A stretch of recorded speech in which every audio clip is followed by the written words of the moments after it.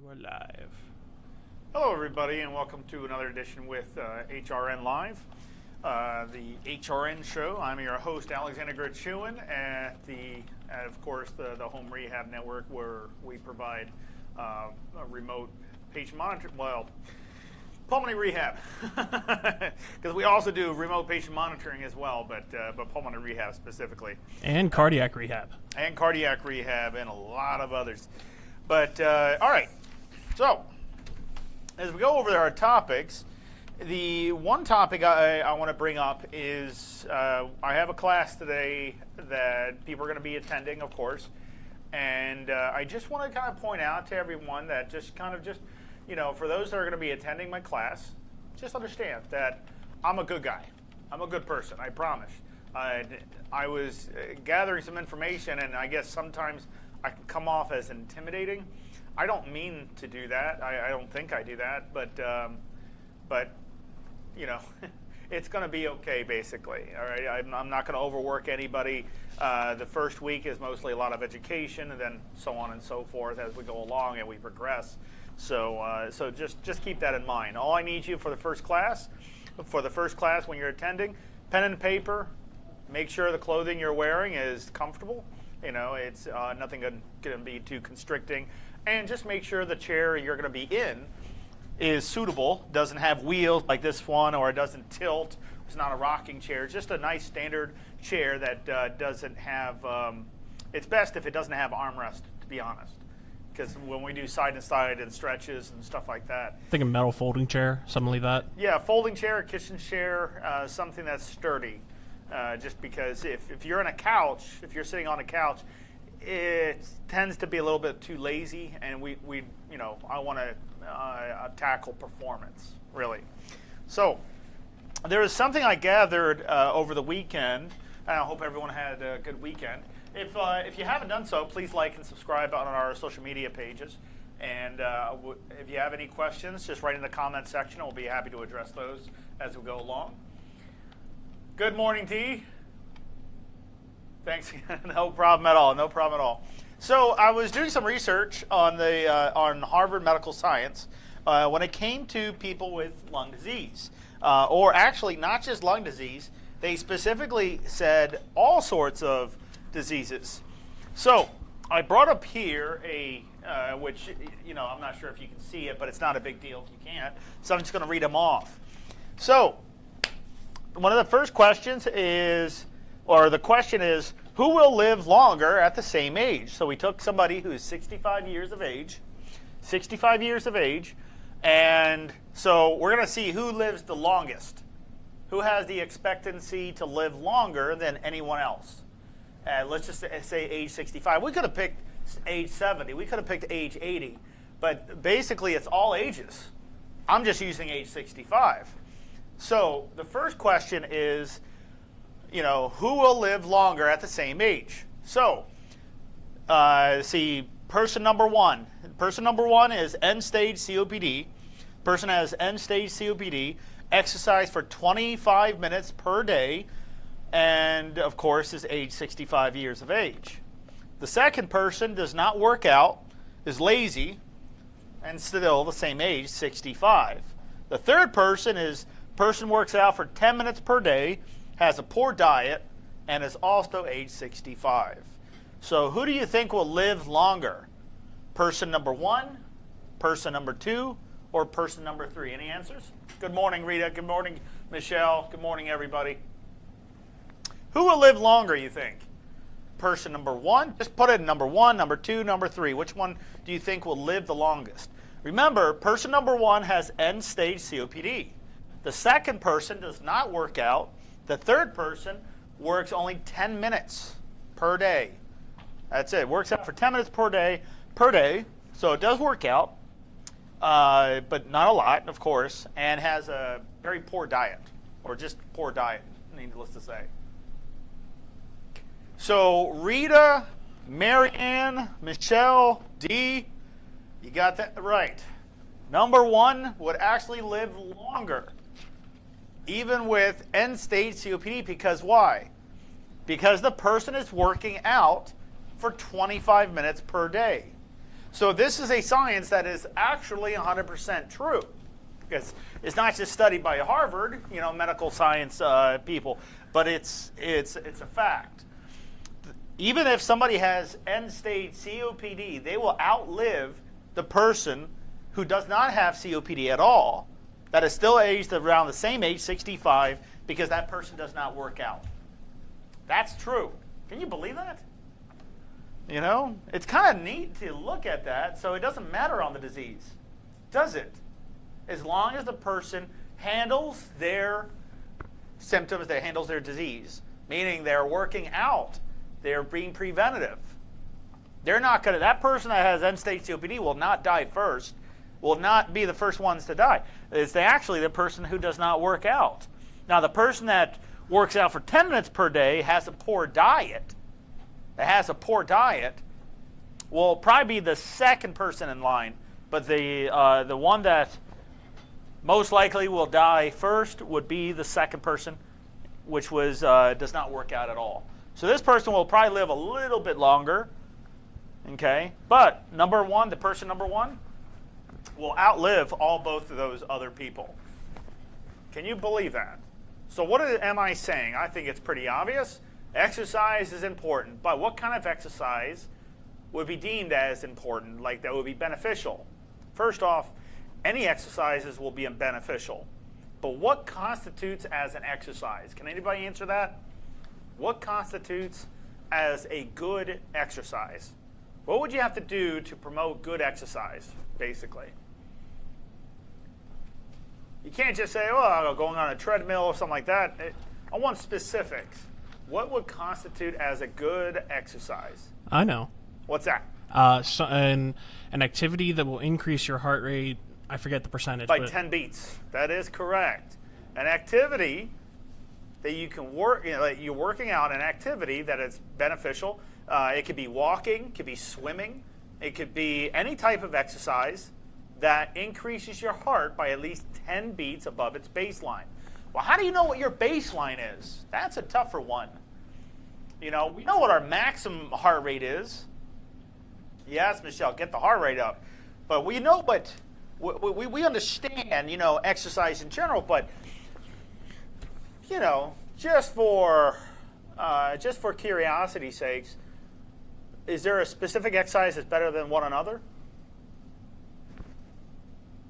Like, would walking be better than something else? It really actually, if you're just looking for a benefit out of the exercise itself, something that is enjoyable, something that you enjoy doing, might not be the top of your list because you have to work out, right? It might not be the highest one on your list, but what type of exercise do you think would be the most beneficial? It's the one that you choose that you find more favorably.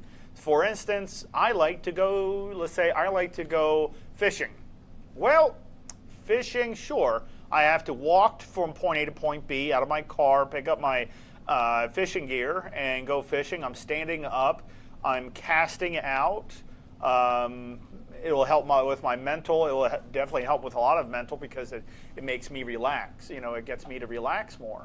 So there's a lot of benefits out of that. Does it increase my heart rate by 10 beats? It could. It possibly is, depending on the weather, because if it's really cold, your heart rate's going to go up a lot higher because your body's trying to stay warm. Or depending on the size of the fish. But how do you base your resting heart rate? How do you measure your resting heart rate? Is it the heart rate you just wake up on? How do you measure your resting heart rate? Because I want to increase my heart rate by 10 beats, but I have to know where my resting heart rate is. So my maximum heart rate is the number 220 minus, you subtract it by your age. Okay? You subtract it by your age. Okay, so if I am 85 years old, 220 minus 85 is 135. That means my 135 would be my maximum heart rate. Okay, I can do that. That's very easy. But how do you get your resting heart rate? Unfortunately, but fortunately, I'm going to show you how. Unfortunately, you have to take 3 days minimum. 3 days minimum to get this number. And what you would have to do is when you first wake up, Not after you first wake up, you brush your teeth, you do all these other things, and then you check. No, no, no. When you first wake up, you have to jot down what your heart rate was when you woke up. Then you take the next day, and you do the same thing on the next day. What was your heart rate when you first woke up? And then you take the third day, minimum 3 days. Okay? If you have 5 days, it's even better. But let's just take the minimum of 3 days. So I take my 3 days. Okay, I woke up, let's say my heart rate was, when I woke up was 72 beats per minute. The next day was 65 beats per minute. The next morning, when I first woke up, it was 62 beats per minute. What I would do is add them all up, okay? So you add up all those numbers. What I mean is your heart rate. You just add them up. And you divide it by 3, because it was 3 days, to get your average. So if I'm always waking up, let's just say if I'm always waking up and my heart rate is always 72 beats per minute for 3 days, well, I don't have to do the math. It's very simple. I'm averaging 72 beats on my baseline, meaning my baseline heart rate is 72. So if I can get it up to 82 beats per minute, that constitutes as a good exercise. It might not be the most perfect exercise, but it's a good exercise. For instance, if I'm picking an exercise and let's say I'm lifting weights, they're very light, or I'm not doing a lot and it's not increasing my heart rate by 10 beats, then obviously it's not a good exercise to choose. Okay? Some of the best exercises you can do is, one is walking. Second, biking. You could be on a treadmill, okay? But one of the best exercises that will also help your respiratory system quite a bit, okay, the muscles, the respiratory muscles, is swimming, even water aerobics. So if you like water aerobics, you're hitting that nail right on the head. Now, if you can stay in that water, you don't even have to tread water yet. You can be on a shallow side, but you're allowing the water level to come up to at least your shoulder as you breathe it very deep. Because you're not inside the water, your head's not under the water, your head's above the water, but you're at least shoulder height. The water is at least shoulder height. As you breathe in, the water pressure is pushing on your thorax region, on your rib cage, is pushing in, and that's going to provide some resistance. Does that make sense? It's going to provide some resistance. So that goes without saying. The swimming, water aerobics, is going to be a very, very high-end exercise. And that also means it's going to take a lot out of you. If you're picking an exercise, let's say, hold on, let me see what Catherine said. See, I think if you work out first on upper, it makes it easier to walk because you have to use your muscles and your diaphragm, making it easier to breathe, to go. Okay. Does anybody understand the work of breathing principle? What causes out of breath? CO2. It's not low oxygen. For those that do not know that, this is a fact, whether you like it or not. If you were told this by somebody else, something different, okay, that is not correct information. On exercising in general, we provide cardiovascular health, but when you're looking at pulmonary health, it could be a little different. It could be very different because you have to focus on a pulmonary level, not just a walking into a gym. You have to work out on a higher end level. So when we work out, sorry,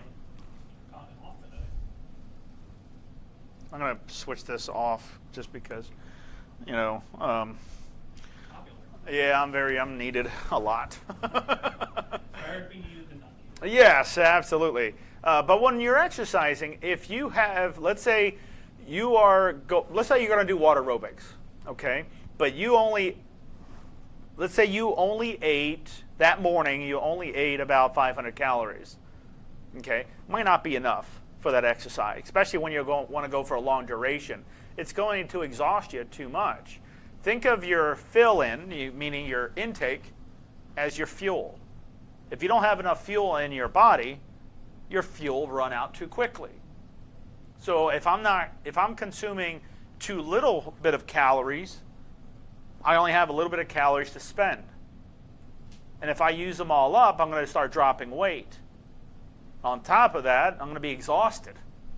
I want to be exhausted. I want to be able to fulfill my whole day, not just exercise. I want to be able to exercise in the morning, and I want to be able to go to the mall, or I want to be able to go around the park. I want to be able to walk my dog, things like that. So I need to make sure I bring in enough food that's beneficial, not just food, but beneficial food to my body, so I can basically do what I want to do. So when you're picking a workout, make sure that if it's a very high-end workout or a workout that promotes cardiovascular health, make sure that you're bringing in the proper amount of nutrition, okay? And of course, we always need to stay what? Hydrated, very well hydrated. Coffee, which I'll never say no to.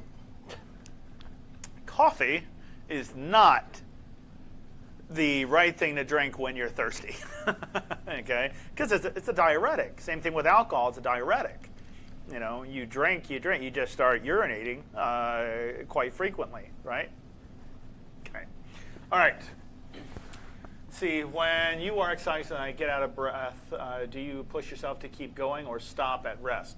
It's a good question, D. If I am getting out of breath, now it's very vague when somebody says, when you get out of breath, are you getting completely out of breath, or are you getting a heightening of your work of breathing? Are you getting a higher level of work of breathing where you're not completely out of breath? If somebody says I'm out of breath, I'm assuming they're like this. If you're not showing that, then you couldn't be completely out of breath.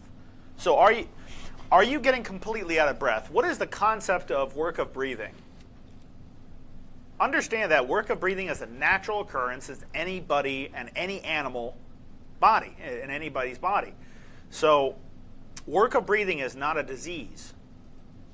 It's a normal thing to happen in somebody's body when CO2 climbs too high.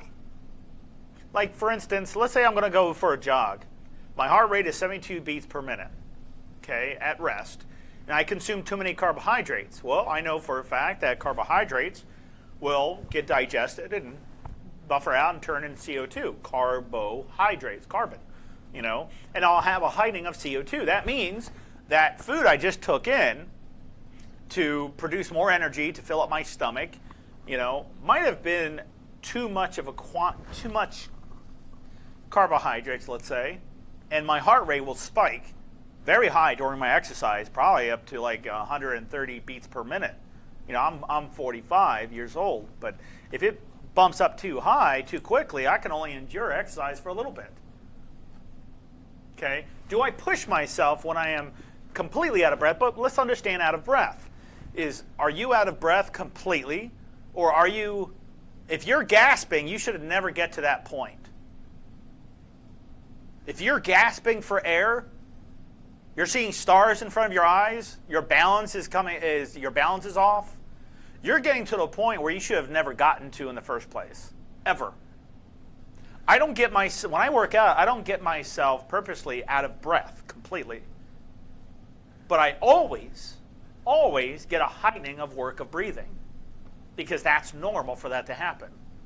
Now, is getting completely out of breath during exercise abnormal? No. It is not abnormal. It's just a heightening of your CO2. That's all it is. So what does that mean? If it's a heightening of CO2, what am I doing wrong? Because my heart rate's still climbing all the way up. I'm trying to work out longer, but my heart rate is going too high and my oxygen is going too low. What's the problem there? My ventilation. The only way you can get CO2 out from your system is to breathe it out. That's why your lungs are massive. This right here is the size of maybe a 6-year-old lung. Somebody who's at an age of 6 years old. An adult lung are like this. They're massive. And of course, it's based off of your height, but they're massive. The reason why they're so massive is because they have to be utilized and they have to get rid of a lot of CO2.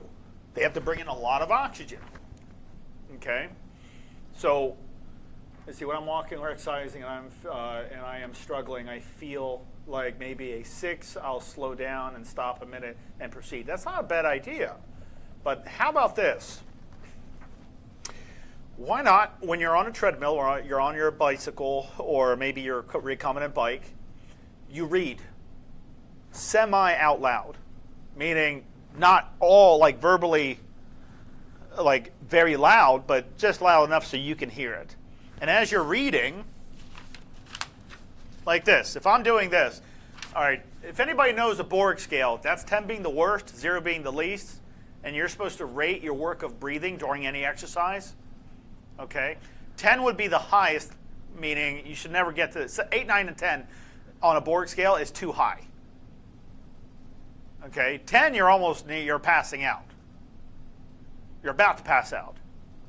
0, you're not, no work of breathing at all. If somebody was exercising and they were saying that, Alex, I'm completely out of breath right now, I would not believe them because they were able to vocalize more than 4 words in one sentence in one breath. So let me put it like this. If you know a Borg scale, please write in the comment section on what number on a Borg scale would I be at. Okay? Climbing stairs for an hour is a very intense form of exercise and it has an immense aerobic benefit. So I just took one breath right there. How out of breath am I on a Borg scale? What number would you give me? Anybody? And I'm riding my recombinant bike, but I'm just reading a book, whatever. I'm reading a magazine, a book.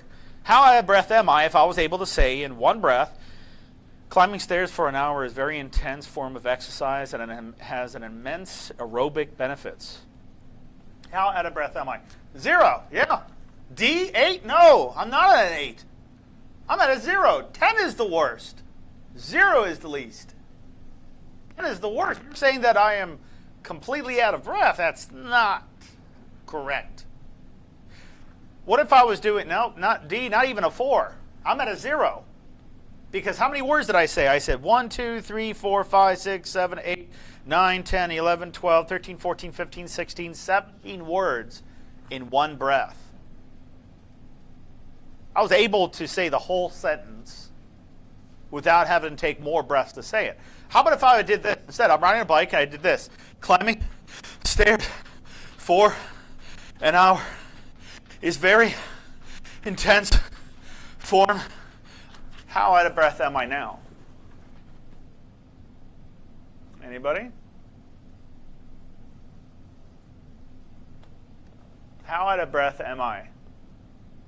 I said, climbing stairs for an hour is very intense form of exercise.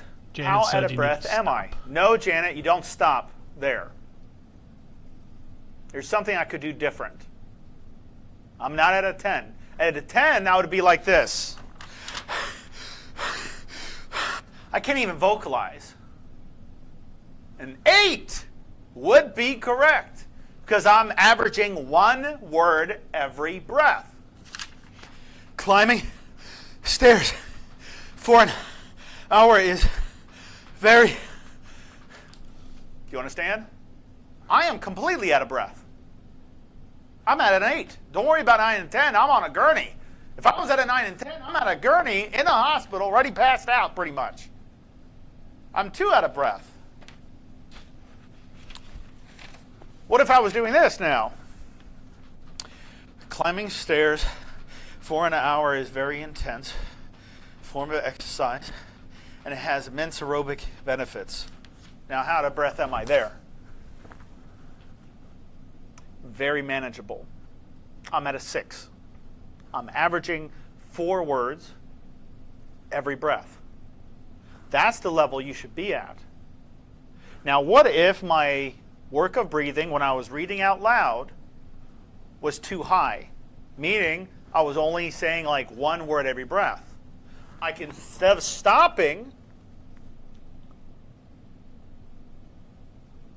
I could stop, but that's not what I want to do. What can I do besides stopping? If I'm exercising and I'm saying 1 word every breath as I'm reading out loud enough so I can hear it, but not loud enough so everyone can hear me. What should I do? I can slow down. But what's the first thing I should do instead of slowing down? Because that's always easy. And if that's safe, just keep it safe. An 8 on your Borg scale would be 1 word every breath. So 8 would not be correct. I'm at on average 6. Sometimes even a 7, saying 2 words every breath. When you're in class or when you're doing exercises, keep that in mind. The more words you can say, the better. If you're saying too many words, it might not be a strong exercise. So instead of just stopping or maybe slowing down, the first thing I should do is breathe a little bit deeper. Breathe a little bit deeper. You see, you're out of breath, and so the problem is your CO2 is higher. Slowing down won't get rid of more CO2. It just won't produce as much CO2, but you still have that anxiety of still getting rid of that CO2 that's problematic. Do you understand? So if I slow down, sure, I will still be a little out of breath as I'm slowing down and catching my breath. But that's not giving me a lot of comfort. But what if I concentrate on the problem? My CO2 is high. So let me breathe a little bit deeper, because if I breathe in deeper, I'll bring in more air.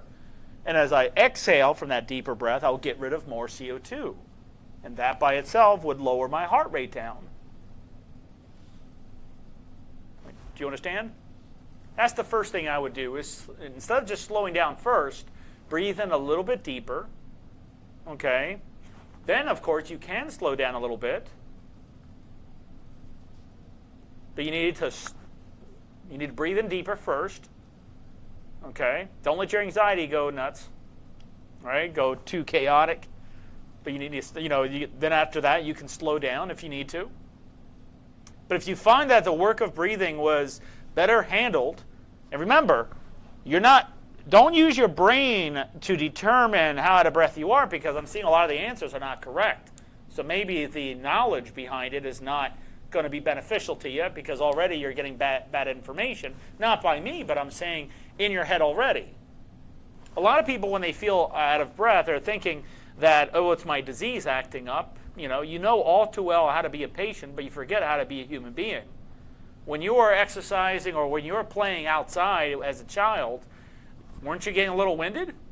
Didn't you breathe heavy when you were passing the football around or playing basketball or having fun outside, playing on the jungle gyms? Didn't you? You really didn't even pay mind to it, did you? Because no one's approaching you, and no one should be approaching you, saying, oh, you have lung disease. You forget how to be a human, but you know all too well how to be a patient. You got to stop that. You got to realize that this is a normal thing. Okay? If I saw a child playing on a playground and he's breathing heavy, oh my goodness, I think you have COPD. Oh, I think you have lung disease. Oh, I think you have heart disease. What is that kid going to do now? Every time they get out of breath, because now it's being stapled in their head, every time they're getting out of breath, because you're telling them they're going to probably be dying. If you said something like that, oh no, I'm dying now. So every time I get a little work of breathing, it's my disease acting up. It means I'm dying quicker. That is not correct at all. I brought those questions up there. Does not work out. Do you think that person that does not work out would be out of shape? Of course they would. Of course they would. Does it mean they have lung disease? Nope. Does not mean they have lung disease. It means they're just out of shape. Okay. So I'm working out, and my heart rate is climbing. Why do I monitor my heart rate? What does it mean to monitor your heart rate?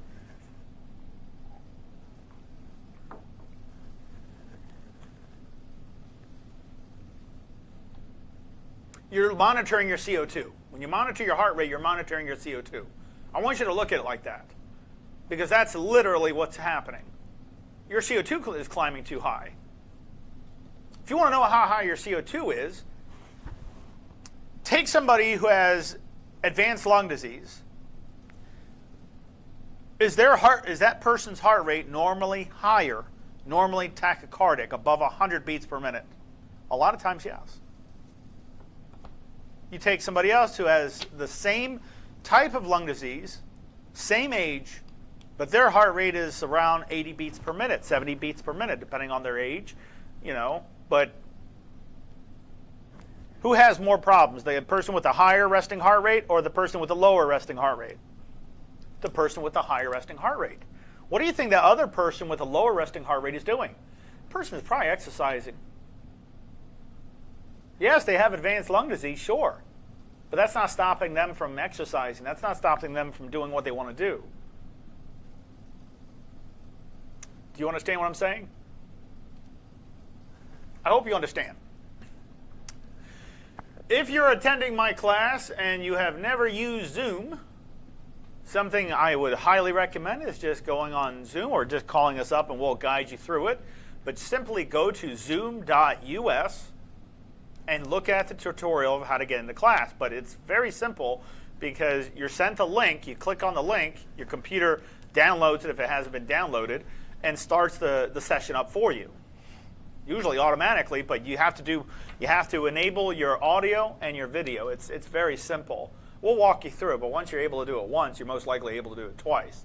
If it's not very difficult, but that's the whole thing. Yeah. Alex, we also have that video that was finished last week. Yeah. That if anybody has any issues, just call up and we can send that to you. No problem. Okay. So Rita says, "Yep, never had high blood pressure until I got COPD."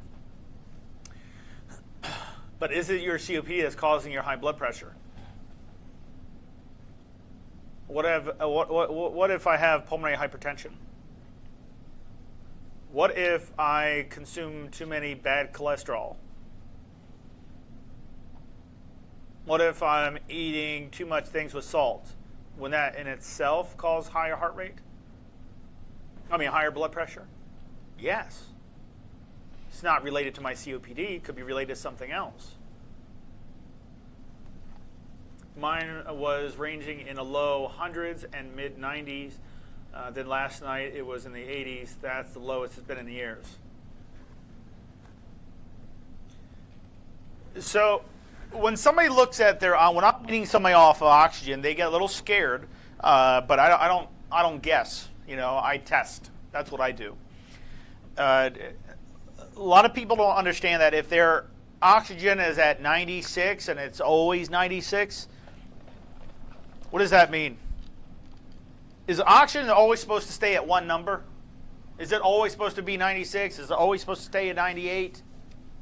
How about this? What if your oxygen is 100%? What if your oxygen is at 100% SpO2? Too much oxygen. Too much oxygen. You do realize too much oxygen will kill you. If I go into a chamber filled with pure oxygen, my lungs will collapse. Air is not oxygen. It's 21% oxygen. Air is nitrogen, oxygen, helium, xenon gas, and a lot of different argon, different types of inerts, but apply pressure.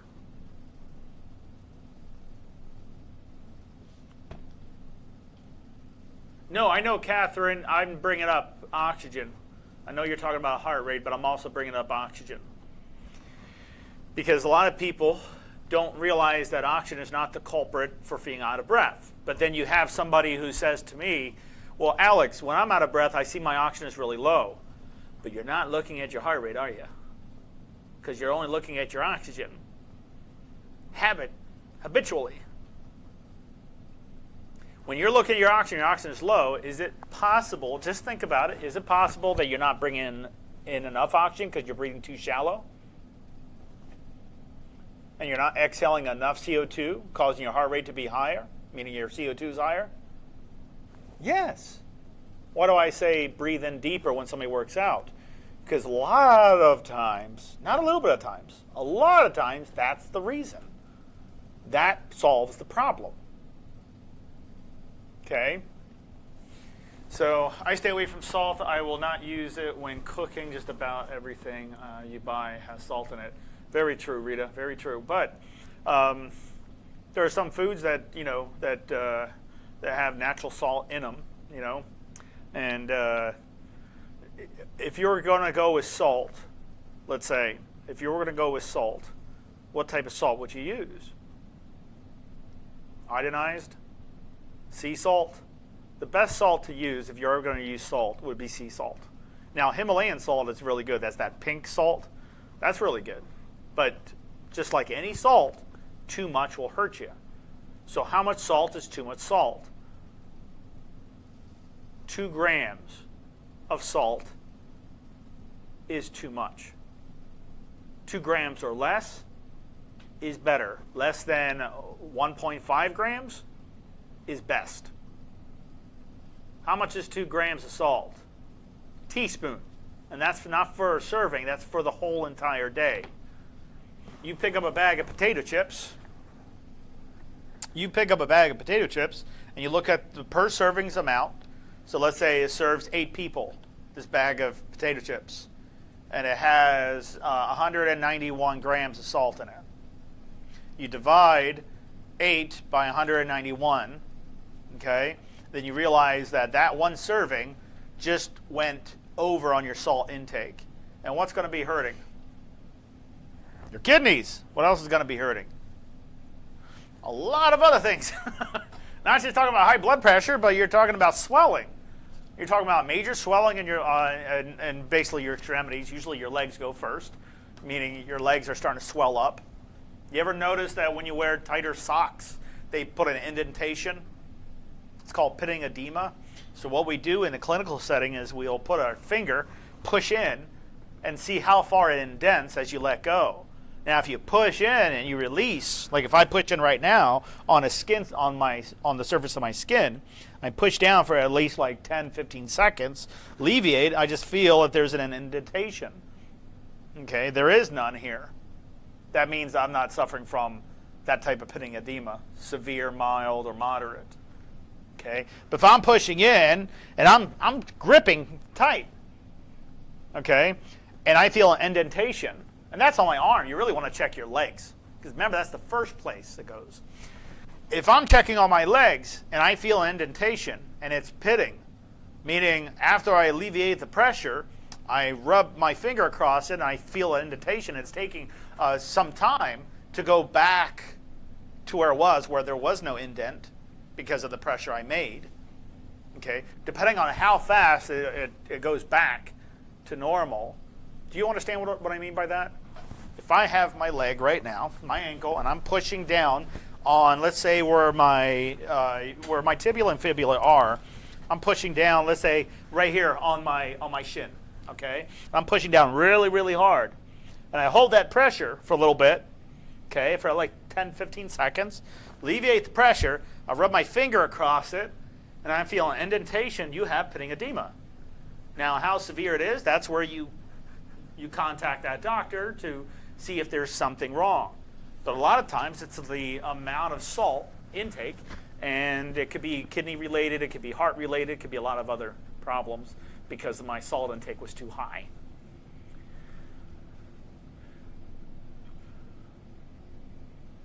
Yeah, canned foods have a higher shelf life. You always want to be on the lookout with that. I don't normally, this is me, I'm not saying I'm perfect. I don't normally eat canned foods a lot. I'll go with something, that's a little bit more, made by me in a sense. I can make pizza. I'll make pizza for myself, and I'll make the dough. I'll make the sauce. I'll make the, everything except the cheese. I have to buy the mozzarella cheese, either fresh or not. But I'll make everything myself. I'll put basil in it. I don't have to add a lot of salt to it at all. I can have that because I know what's in it, because I made every single thing from scratch. Okay. So, Alex. Yes. We've talked a lot about exercise. So, would you be able to answer this question that we have here? What is the difference between pulmonary rehab, the exercise I would get there, as opposed to going to a gym regularly? So, first, if I'm going to the gym and I don't know what heart rate to stay around, I'm using the generic information that's on the treadmill, let's say, because they'll have generic information. They'll have an age on the top side or maybe on the left side of this chart that's on a treadmill. And it could be electronic, but most of the time it's a sticker.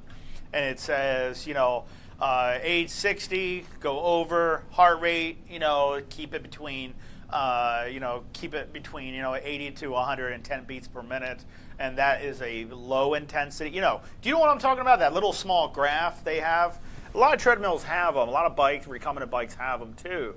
But that's the generic version of somebody that does not have any types of lung, heart disease, or anything. So when I have a complication like heart disease or lung disease, I have to do things a little different. So if I'm going into a gym, what type of device I can put my mouth over that can increase muscle growth? There isn't one. So what type of exercise can I do at a gym? Well, I can do a lot of variations of exercise in a gym. Gyms are very beneficial, as long as they have a lot of equipment to use. But when I go in a gym, I'm working on cardiovascular, and I'm working on strength training, which is also a level of cardiovascular. It's a level of cardiovascular, but it's also strength training, which, of course, muscle growth. Okay. But what am I doing to work on my respiratory system? You're not really. I see people go to the gym all the time. People coming up to me because they know me, going into the gym. I usually go downstairs. There's the gym downstairs. I usually go downstairs to go to the gym downstairs after hours. But a lot of people approach me. What would you do this way? I'm getting out of breath doing this. I'm doing this and that. Well, what do you think is best? I used to be a personal trainer a long time ago until I went to college for a higher degree to get a respiratory care license. And it's very different, very, very different, because the whole strategy is completely different. It's not somebody has lung disease or heart disease. My job is not to put them on a treadmill. My job is to first see, okay, what can the person do right now? What is going to be beneficial for that person first? Because if I have them working out legs, but they can't even breathe, how am I supposed to be efficient of getting their legs stronger if they can barely even move? Okay, there's that strategy. Second strategy is I have to understand where the lung volume is. Their lung volume is shot. Their lung disease, their DLCO is very low. That's the gas exchange past the alveolar capillary membranes. If I see that's low, well, there's not going to be much exercise that I can do for this person.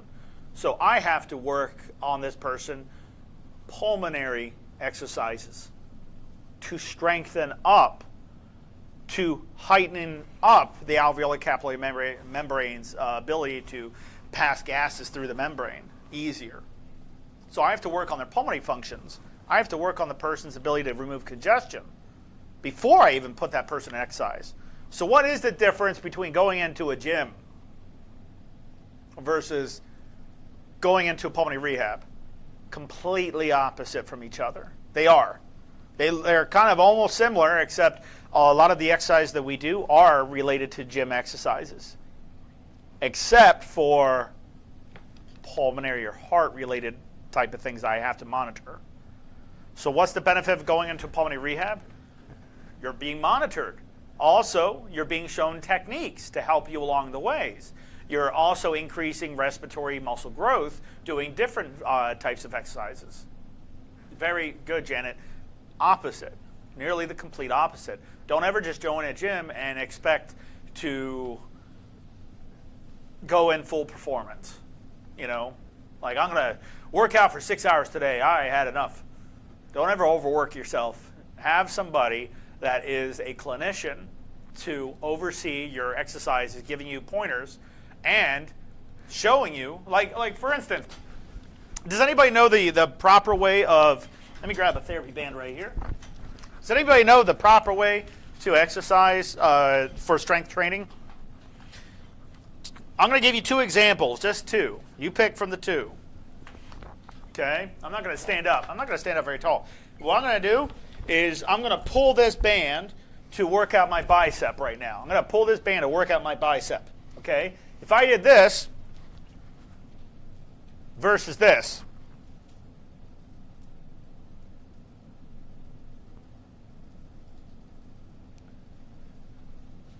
Okay, which one burned more calories? The first technique or the second technique? Same exact exercise. The second technique burned more, probably 3 times more than the first one. And why is that?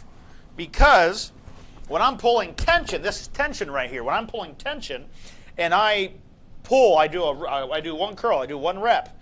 I do 1 rep too quickly. Let's see, how many seconds was that? 1/1000. Okay, probably about 1 second versus 30 seconds, 20 seconds of a curl. Even though I can easily lift it quick, I'm still curling it slow. I'm putting more strain time, the timing of the muscle contraction. I'm keeping tension on those muscles for a longer period of time. That means the muscle is being worked more, harder. You will burn more calories versus going fast. If I was doing this versus going slow, I would probably have to do like these, like they are going quick. I probably would have to do 60 of them to equal 1 that I was going slow with. So it's a very common misconception is do as many reps as you possibly can. That's semi-true, except how long was your muscle contraction time? Were you going too quick? Were you going partial? Were you lifting it partially, or were you going too fast? You know, you got to slow that down. It's safer, but also, what else is it doing? Burning more calories, building more muscle. Okay? And do gyms tell you that? No. Do personal trainers tell you that? Sometimes. If they're knowledgeable, they'll tell you that. But a lot of times personal trainers, I've been a personal trainer at Brick Bodies at Baltimore, Maryland. I was living in Baltimore, Maryland, in the city. I was a personal trainer, and I realized when I was doing a lot of studying that the slower repetition does more benefit than the faster repetition. You know, but in gyms, when I was looking at other personal trainers, especially very experienced people, they weren't always giving that knowledge to their clients. You know, so the reason to have a good clinician versus a bad clinician, it goes without saying. You'll get more benefit out of a knowledgeable clinician versus one that's just a rookie. No offense to any rookies. Okay.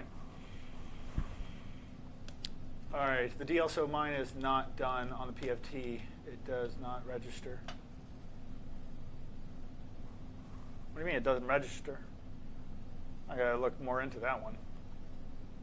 But anyways, as we're kind of wrapping up, let me see here on these questions here. We got about 10 minutes left. 10 minutes? Okay. What's the difference between pulmonary rehab and regular exercises for COPD? Obviously, there's a big difference. We just answered that one. Yeah. What kind of results can patients expect from HRN's pulmonary rehab? From any facility in the world so far, but we can at least say in the United States. In the United States, HRN does hold, even though it's virtual, it's all remote, it is highly recommended by all these doctors, all these providers I mentioned last time, all recommend the remote pulmonary rehab versus the traditional. Every one of them recommends to their patients the remote pulmonary rehab done by HRN versus any traditional facility. You have patients saying, oh, I want to join a traditional facility. How do you, just because they're labeled pulmonary rehab, like you have water. Both two things of water, but one contains salt or electrolytes, which is salt, you know, and potassium. And the other one is just plain water. Both say water on it, but there's a little bit more ingredients than the other one. One's beneficial, the other one is just as good, but the other one may be a little bit more beneficial. Okay, it's like choosing water over Gatorade. I always go with water. I'm old-fashioned that way. My body's not made of Gatorade. It's made of water. I mean, a lot of it is made of water, you know. So I'm going to go with water. But they both say the same thing. You see pulmonary rehab, it doesn't mean that they're going to give you pulmonary rehab. It just means they're going to try to give you pulmonary rehab. What I'm trying to say is that the outcomes, if you're looking at something that's going to benefit you, we did a study. Let me bring up this study here. While you're doing that, Alex, I want to remind everybody to like and share. So, Catherine, your comment right here, do yourself a favor and get better and get into Home Rehab Network. Your lungs will be stronger. Just text me. Yeah, you can text me, call me, whatever it takes. Just get a hold of me. Get a hold of this office. We do a really darn good job. But there was a survey done by 719 people about us. And he says, what should make you choose a pulmonary rehab over another when you have severe lung disease? 67% of the people responded that on how they voted as they would choose a pulmonary rehab on its effect, how effective it is. Okay? Over any others on here. And the other ones were where it's located. 33% was where it's located. Nobody voted in for wherever my doctor wants. Like, if a pulmonary rehab, so if a doctor says go to this pulmonary rehab, a lot of people wouldn't choose what the doctor recommended. They will choose what has a better, higher success rate, unless your doctor's choosing one that has a higher success rate. But that is 0%. 0% of the people who voted in don't want to choose a pulmonary rehab by what their doctor suggests, in a sense, and that's okay. A lot of people also didn't vote in for, because there was 4 categories. There was, I don't know what pulmonary rehab is, whatever my doctor wants to put me in, where is it located, and how effective is the program. Those are the 4 criterias. The effectiveness of the program is what would make the decision for that person. Okay, you're choosing a pulmonary rehab, and you see it says pulmonary rehab. And they say, oh, we have a great successful program. We have a lot of patients that come in. Doctors recommend us. Okay, what is your success rates? How effective is your program? I have lung disease that's very severe. I can only walk 20 feet. Okay, let's just say I can only walk 20 feet. I'm on oxygen. I want to increase the lung functions. This is what I want. I want to increase in lung functions. I want to wean off of oxygen, and I want to be able to walk 1 mile without stopping. What is the possibility in percentage that will happen?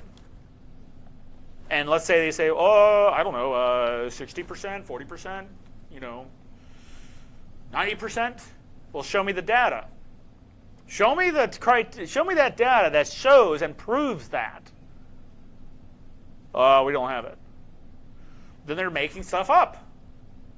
We don't make things up because people ask us for data and we give them data. We have studies that do that weren't initiated that weren't actually done by us. They were done by Sinai and other organizations. So there was that American Thoracic Society in Honolulu over in Hawaii. And they did this study about us, and they saw that with idiopathic pulmonary fibrosis was better manageable and better handled when HRN was doing the rehab versus anybody else. So you're looking at effectiveness. HRN holds the highest level. The highest level. There is no other there's no other program that's going to give you the highest level besides HRN, because HRN is the highest one. And I'm saying that because I'm tooting our horn on this one, because I know because this is what we do. HRN holds the highest level for effectiveness. So you go to a traditional facility, and the average success rate on that is 11%, based off of that criteria. 11%.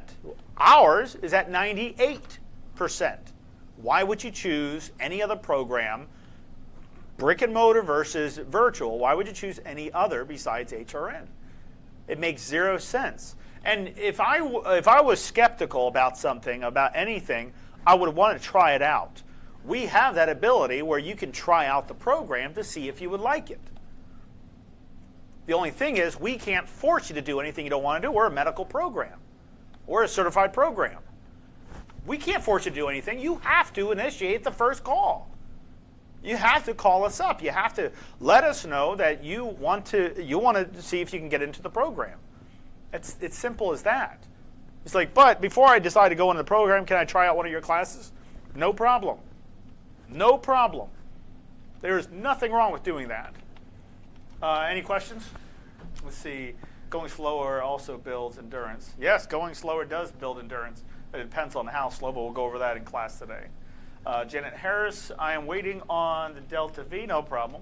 It's okay to use spirometers 6 times a day, 10 times. No, a spirometer is not a respiratory muscle trainer, Janet.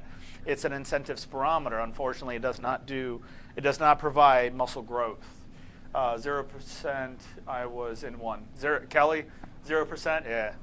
Yeah, I know. We see it all the time. It's just, did you ever watch that movie, Don't Look Up, with Leonardo DiCaprio?